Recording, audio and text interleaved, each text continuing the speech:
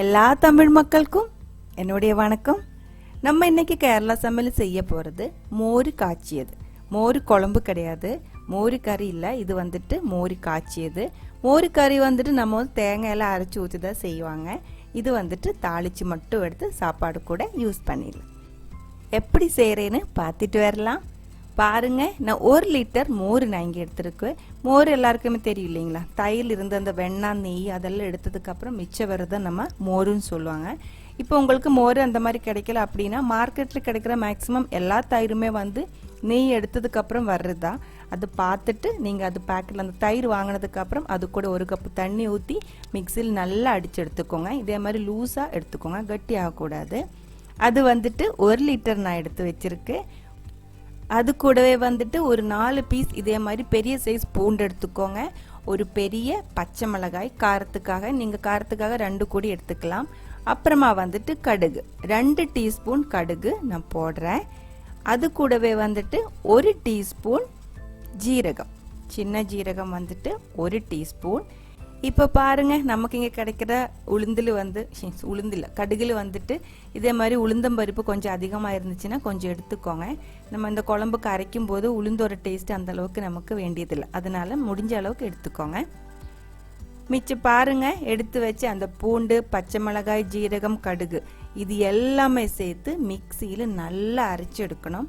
அரைக்கிறதுக்காக நான் இப்போ தண்ணி ஊற்றலை. பாருங்க, நம்ம எடுத்து வச்சு அந்த பட்டர் மில்க் இருக்கு இல்லைங்களா, மோர், அது கொஞ்சம் ஊற்றிட்டு இதே மாதிரி நல்லா ஃபைன் பேஸ்ட்டை அரைச்சி எடுத்துக்கோங்க. முடிஞ்ச அளவுக்கு நைஸாக அரைக்கிறதுக்கு பார்த்துக்கோங்க.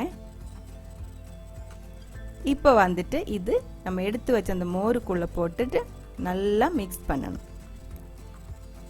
மிக்சியில் அரைக்கும் போது அதுக்குள்ளே இருக்கிறது ஃபுல்லாக ஊற்றினதுக்கப்புறம் 2-3 டீஸ்பூன் தண்ணி ஊற்றி நல்லா மிக்ஸ் பண்ணி இந்த மோருக்குள்ளே ஊற்றி தேவையான அளவுக்கு மஞ்சத்தூள், உப்பு இது 2மே போட்டு கொடுத்துக்கோங்க. மஞ்சத்தூள் வந்து நான் 1 டீஸ்பூன் போட்டிருக்கேன்.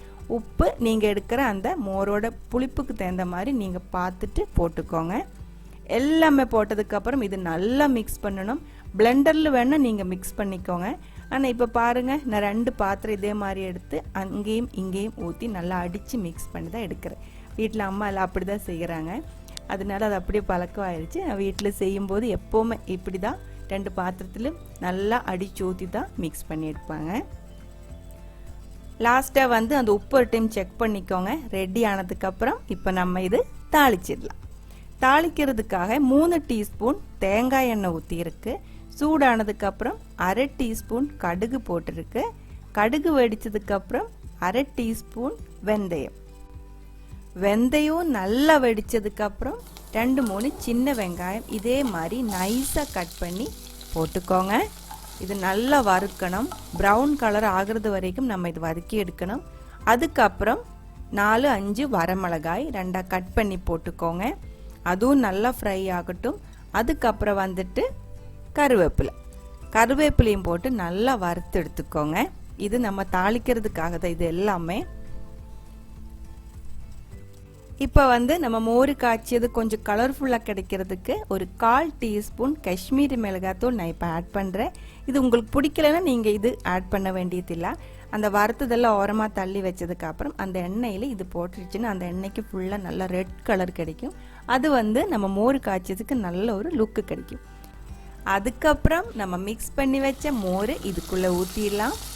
ஊற்றினதுக்கப்புறம் நல்லா ஒரு டைம் மிக்ஸ் பண்ணிக்கோங்க. தீ வந்துட்டு மீடியம் ஃப்ளேமில் வச்சுக்கோங்க. இது வந்து கைவிடாமல் மிக்ஸ் பண்ணிகிட்டே இருக்கணும். தீ வந்து மீடியம் ஃப்ளேமில் இருக்கும்போது இது கொதிக்கக்கூடாது. கொதிச்சிருச்சுன்னா மோர் வந்து பிரிஞ்சு போயிடும். தனியாக இந்த பாலோட இது தண்ணி அந்த மாதிரி போயிடும். அந்த மாதிரி ஆகக்கூடாது. மீடியம் ஃப்ளேமில் வச்சுட்டு கைவிடாமல் மிக்ஸ் பண்ணிகிட்டே இருங்க. நல்லா சூடானதுக்கப்புறம் தீ வந்து ஆஃப் பண்ணிக்கோங்க. இதுதான் மோர் காய்ச்சியது. தேங்காய் எதுவுமே அரைச்சி ஊற்றலை, எந்த வெஜிடபிள்ஸும் இதுக்குள்ளே ஆட் பண்ணி கொடுக்கல. அது வந்து மோர் குழம்புக்கு நம்ம அப்படி பண்ணுவாங்க. இது வந்து மோர் காய்ச்சியது.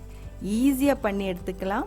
அதே மாதிரி ரொம்ப டேஸ்டியான ஒரு சைட் டிஷ் கூட தான் இது. பிளெயின் ரைஸுக்கு 2-3 நாள் இது கெடாமல் கூடி இருக்கும். இந்த ஒரு ரெசிபி உங்களுக்கு பிடிச்சிருந்தா கண்டிப்பாக ட்ரை பண்ணி பாருங்கள். ட்ரை பண்ணி பார்த்ததுக்கப்புறம் உங்கள் கமெண்ட்ஸ் எல்லாம் சொல்லிடுங்க. இந்த சமையல் பிடிக்கிற ஃப்ரெண்ட்ஸுக்கு ஷேர் பண்ணி விட்டுக்கோங்க. நீங்கள் இதுவரைக்கும் கேரளா சமையலுக்கு கொடுத்துட்ருக்கிற சப்போர்ட்டுக்கு ரொம்ப ரொம்ப நன்றி. உடனே பார்க்கலாம் இன்னொரு ரெசிபியோட. அது வரைக்கும் வணக்கம்.